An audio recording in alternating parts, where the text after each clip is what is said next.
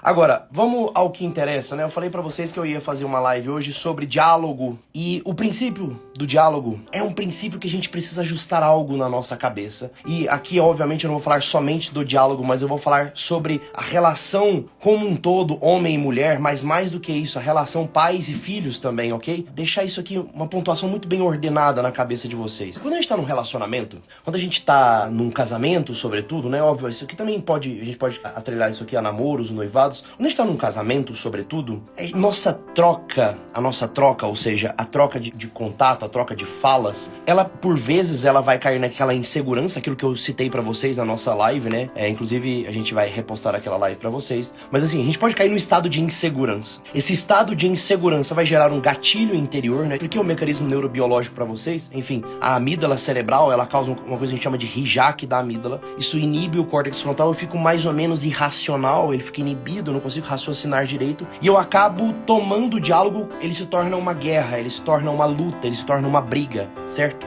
Prestem bastante atenção dentre as muitas coisas que a gente precisa conseguir fazer para ter maturidade num relacionamento, essa aqui talvez seja uma das mais importantes. Entender o seguinte, quando a gente está num diálogo, a gente sempre parte de um pressuposto interessante, que é o pressuposto da justiça. Esse pressuposto da justiça, e aí é onde eu fiz aquele comentário, né? Aquela ideia de que é uma lei newtoniana, sabe assim? Ou seja, ação e reação, né? A terceira lei de Newton, ele rege que todas as vezes que você impele uma ação, aquilo vai dar uma reação de volta, de mesma magnitude e de sentido oposto. Essa é a terceira lei de Newton. E, obviamente, eu só queria aproveitar do conceito, né, só para tentar trazer uma coisa interessante. Quando a gente tá falando sobre a dimensão do amor, ou seja, quando a gente tá falando sobre a dimensão das relações amorosas, aquelas que estão embebidas de caridade, e aqui eu vou citar firmemente o matrimônio e a relação pais e filhos, uma coisa que vocês precisam compreender para ontem, é que a dinâmica do amor, ela quebra a pressuposição newtoniana. Tô usando pressuposição newtoniana, mas é a questão da justiça aqui, tá? Ela quebra, ela mata. Por definição, ela mata.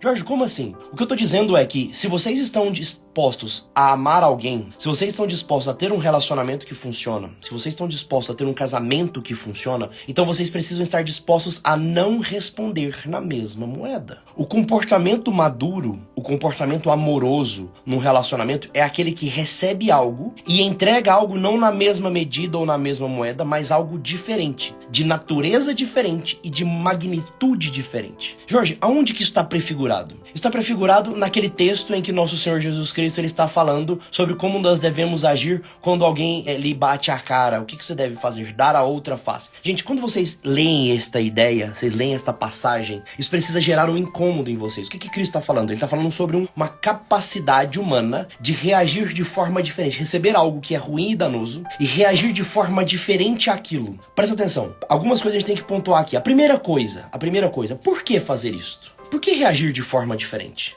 Vamos colocar essa interrogação aqui? E a gente tá falando sobre a dinâmica do amor. Cristo tá ensinando a amar, beleza? A minha esposa vem com um ataque pra mim. Ela chega brigando comigo, beleza? A dinâmica do amor, ela pressupõe que eu não vou responder com justiça. Jorge, se ela brigou comigo, eu posso brigar de volta. Se ela chega me acusando, eu posso acusá-la de volta. A dinâmica do amor não pressupõe isso. A dinâmica do amor é aquela que diz, se alguém lhe bater a cara dele, a outra face. A dinâmica do amor pressupõe que se alguém lhe obrigar a caminhar 1 quilômetro, caminhe 2 com ele. Se alguém lhe pedir determinada coisa, dê mais um pouco. O que isso quer dizer? Quer dizer que se a minha esposa chega brigando, reclamando e enchendo o saco, eu preciso conseguir entregar um ato amoroso de volta. Eu preciso conseguir entregar de volta uma fala instalada na realidade, calma, disposta. Não é simplesmente ouvir passivamente. Atenção, isso aqui também tá errado. Tem muita gente que fala assim, Jorge, então tem que escutar calado. Gente, por favor, parem com esta bobagem, sabe? Escutar calado ou simplesmente suportar as coisas, ela é o tipo de atitude que parece que está resolvendo alguma coisa. Inclusive as pessoas trazem depois a narrativa falando assim, Jorge, mas tem anos que eu estou suportando. Cara, esse é o problema. Suportar algo não resolve nada. E aí você parte do pressuposto que você está sendo injustiçada porque você está suportando. Só que aí é que tá. É como se você tivesse... Eu sempre uso uma analogia, é burra, tá? A analogia que eu vou usar é burra, mas eu acho que vocês vão compreender. É a mesma coisa se cai alguém tendo uma convulsão na sua frente, você começa a fazer massagem cardiorrespiratória. Tá vendo? É burra. Eu sei que é burra. A comparativo. Mas a massagem cardiorrespiratória é pra quem tá tendo uma parada cardíaca, não pra quem tá tendo uma convulsão. Vocês estão entendendo? Tô falando porque eu vi essa cena uma vez no seriado do House, se não me engano. Acho que é isso. E essa imagem ficou na minha cabeça, né? Que é o quanto nós tomamos atitudes erradas para resolver um determinado problema, e quando esse problema não se resolve, a gente fica se queixando. Ah, mas tem anos que eu tô lutando, tem anos que eu tô tentando ter um diálogo eficiente com meu marido, tem anos que eu tô tentando ter um diálogo eficiente com a minha esposa, mas, meu caro, esse anos tentando, tem anos, ficou ruim a palavra, desculpa, tem anos que eu estou tentando fazer algo. Quando você traz essa expressão, a primeira coisa que me vem à cabeça é, tudo bem, talvez o seu marido e a sua esposa seja difícil, mas tem anos que você está fazendo errado. Você tá entendendo? Tem muito tempo que você tá fazendo errado. E você ficar se queixando que não tá funcionando, não muda nada. Você quer começar a mudar essa realidade? Deixa eu te explicar uma coisa. Se você consegue receber algo, seja uma patada, seja uma grosseria, seja uma cobrança, seja uma acusação, qualquer coisa. Se você consegue receber isto, e quando aquilo bate em você, você pensar o seguinte: meu marido é minha esposa, me ama, eu também o amo, mas ele tá agindo mal comigo, ou ela tá agindo mal comigo. Significa que ele ou ela não tá bem. Ou porque talvez eu tenha feito uma cagada mesmo, mas mesmo que eu tenha feito uma cagada, ela tá agindo de forma aguda e agressiva comigo, ele tá agindo de forma grosseira comigo, né? O que eu devo fazer sobre isso? Bom, eu preciso conseguir responder com caridade de volta. É literalmente dar a outra face. Responder com caridade é você receber aquilo que que a pessoa tá te dando, transformar aquilo através de uma instalação na realidade, um movimento de, caramba, Senhor, me ajuda com isso aqui, e entregar de volta, falar, calma, você tá chateada, você tá chateado, mas eu quero resolver o problema. É não atacar de volta. Eu sei que isso é muito difícil, mas esse precisa ser um dos primeiros passos pra gente começar a resolver o problema. Quando você ataca de volta, você fica com a sensação de que você tá tentando algo, você não tá. Ou quando você simplesmente se omite, você também fica com a sensação de que você tá tentando algo. Não está. O tentar algo de verdade é receber aquela palavra ruim e falar, opa, pera, calma,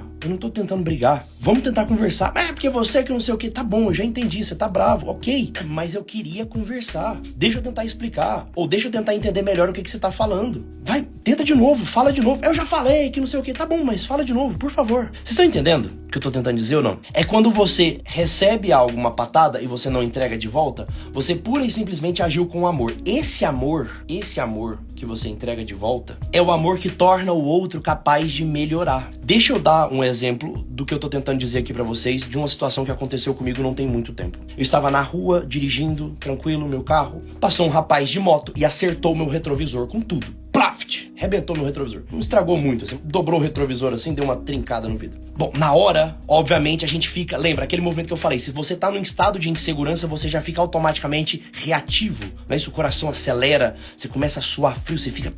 Você tá num movimento de luta, lembra de eu falar? A amígdala cerebral dispara, glicocorticoides, noradrenalina, dopamina no seu sistema nervoso central, ele fica inibido, você fica reativo e pronto pra guerra, ou pronto pra fugir. Naquele momento eu tava pronto pra guerra. Eu acelerei meu carro e parei do lado do motoqueiro. Olha que bobagem. É claro que é irracional. Você imagina um pai de família, um cara com 4 filhos pra criar, correndo o risco de tomar um tiro na cara, na rua, por conta de nada, por conta de um retrovisor. É óbvio que o que eu fiz foi idiotice? Claro que foi. Claro que foi. E óbvio que eu só me dei conta depois, certo? Isso demonstra uma certa imaturidade hoje? Óbvio que sim. Óbvio que sim. E é isso que a gente precisa conseguir trabalhar, certo ou não? Agora, presta atenção. Olha só que negócio. Eu saí correndo e parei meu carro do lado daquele motoqueiro.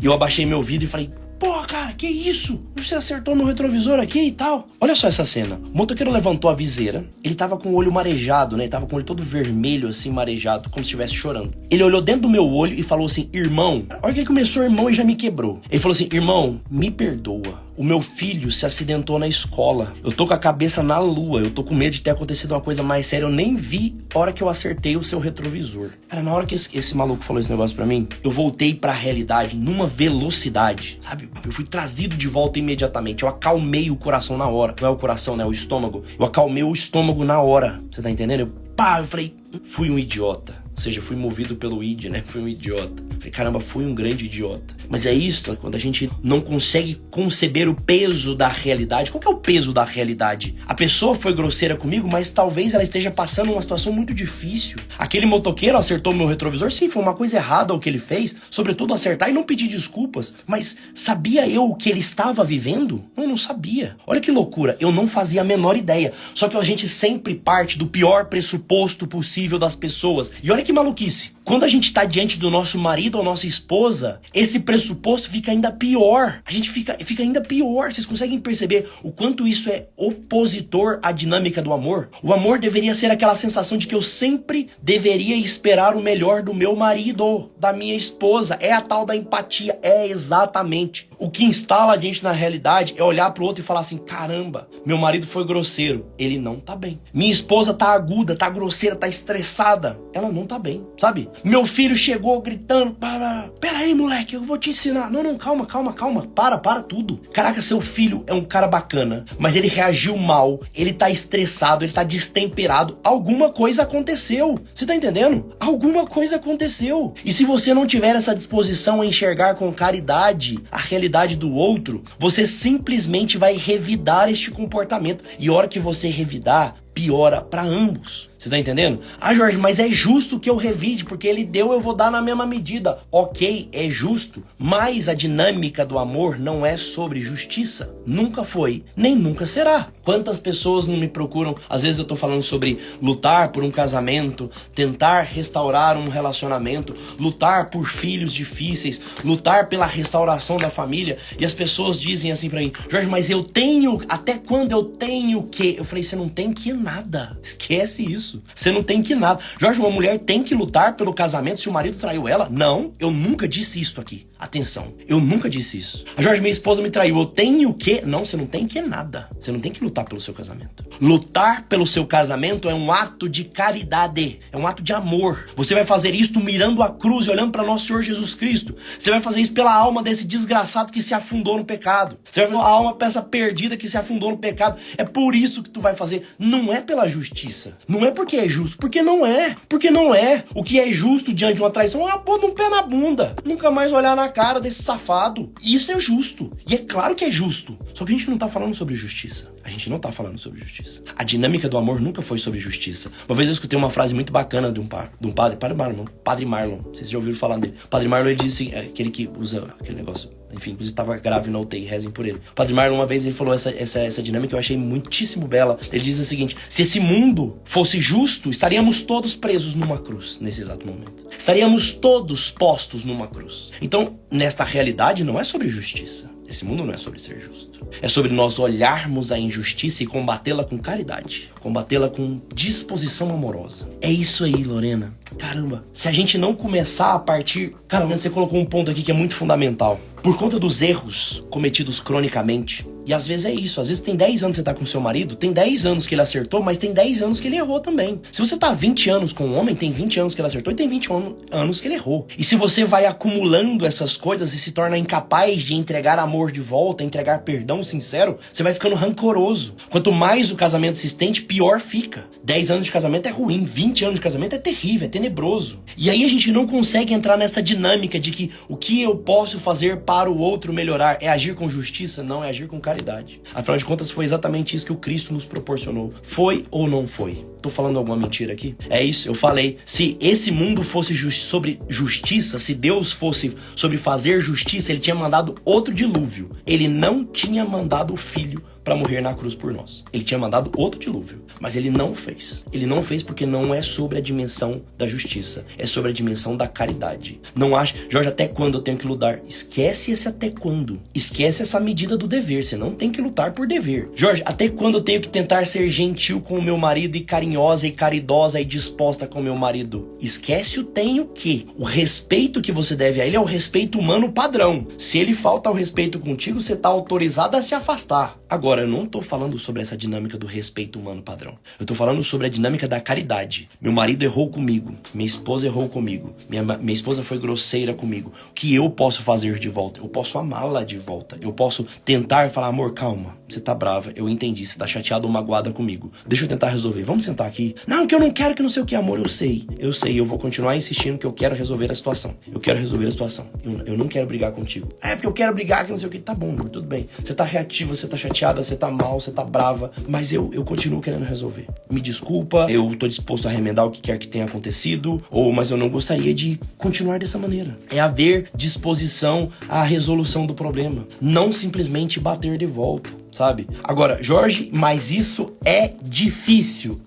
E aí é onde eu queria dar uma dica prática pra vocês. Jorge, como fazer pra não bater de volta? Como fazer pra quando vier de lá você não chinelar de cá e o negócio piorar tudo? O Viktor Frankl, ele usa uma frase que ele diz o seguinte: entre o estímulo e a resposta, ou entre o estímulo e a reação, existe um espaço. Esse espaço é o espaço do amor e da maturidade. Entenderam? Entre o estímulo, você escutou uma coisa que você não queria escutar, você viu uma cara feia do outro, você viu um tom de voz subindo, você tá entendendo? O que acontece? Entre o estímulo e a reação tem um espaço, Dica de ouro pra vocês que estão tentando melhorar o casamento, tentando melhorar a relação, tentando mudar a lida com o outro e não serem reativos de volta, não bater de volta, não brigar de volta, não lutar de volta. Aumentem esse tempo. Quanto mais tempo você tem entre o estímulo e a reação, maior as chances de você voltar a ter consciência para racionalizar o problema. Você tá entendendo? Isso aqui resolve. Não é assim não, meu cara. A mulher não quer que a gente resolva, ela quer discutir e sair por cima. Não quer não. Isso é uma má ideia que você tem, um pressuposto ruim sobre a mulher. Sobre a tua mulher, sobretudo. Não sei se é a tua mulher, não sei se você tem mulher. Mas isso é uma ideia errada, tá vendo? Quando vocês partem desses pressupostos, não tem solução. Porque você já tá chegando com um pressuposto péssimo sobre o outro. É que a mulher não quer resolução não, a mulher quer ficar por cima. Não para com isso. Você está transformando uma mulher, e talvez a sua mulher, num bicho, num animal, que você já sabe o que ela quer. Não, você não sabe. Ela é uma personalidade, uma alma livre. Ela pode melhorar e pode melhorar hoje. Só que para ela melhorar hoje, ela vai precisar da sua disposição amorosa. Entenderam o que eu falei ou não? Quando você fala, eu já sei o que a minha mulher quer, não, você não sabe. Você não sabe porque é impossível ao ser humano achar que ele tem razão sobre o que tá rolando ali ou não. Você tá entendendo?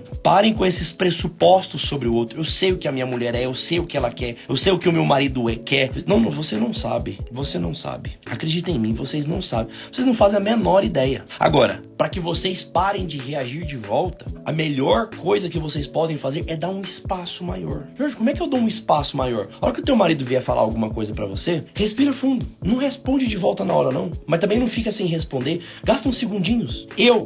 Vou dar uma dica do que eu faço. Eu tenho um temperamento colérico, muito impulsivo, reativo. Então eu tenho uma tendência muito grande a falar muito rápido, a responder muito rápido. Quando eu ouço uma frase que eu não gostei, eu começo a apertar os dedos. Eu tenho que apertar todos os 10 dedos antes de eu dar essa resposta. Enquanto eu aperto os dedos, eu começo a pensar: essa pessoa que tá na minha frente, ela me ama. Essa pessoa que tá na minha frente, ela não tá me cobrando à toa. Essa pessoa que tá na minha frente, ela pode estar passando por um momento ruim, ou pode ser que eu esteja realmente errado. Essa pessoa que tá na minha frente, ela precisa ser acolhida. Essa pessoa que tá na minha frente precisa ser amada. E aí, a hora que eu termino de apertar os 10 dedos, entendeu o que eu fiz? A hora que eu termino de apertar os 10 dedos, agora eu tô pronto pra tentar responder com a cabeça e não com o estômago. Quando a minha esposa chega pra mim e fala assim: você nunca faz o que eu te peço. Imagine esta frase, né? Parece uma frase muito repetitiva por parte de algumas mulheres. Minha esposa não fala isso, mas vou dar um exemplo. Imagine que ela chegue pra mim e fala assim: você nunca faz o que eu te peço. Eu faço. Várias vezes eu fiz, mas tem vezes que eu não faço mesmo. Provavelmente era uma coisa que ela queria muito agora e isso gerou uma insegurança tremenda. Ela acabou se estressando por conta dessa coisa. Minha esposa, às vezes ela é estressada, mas ela é uma mulher autêntica, uma mulher carinhosa, uma mulher disposta, uma mulher verdadeira, uma mulher amorosa. Meu amor, me desculpa,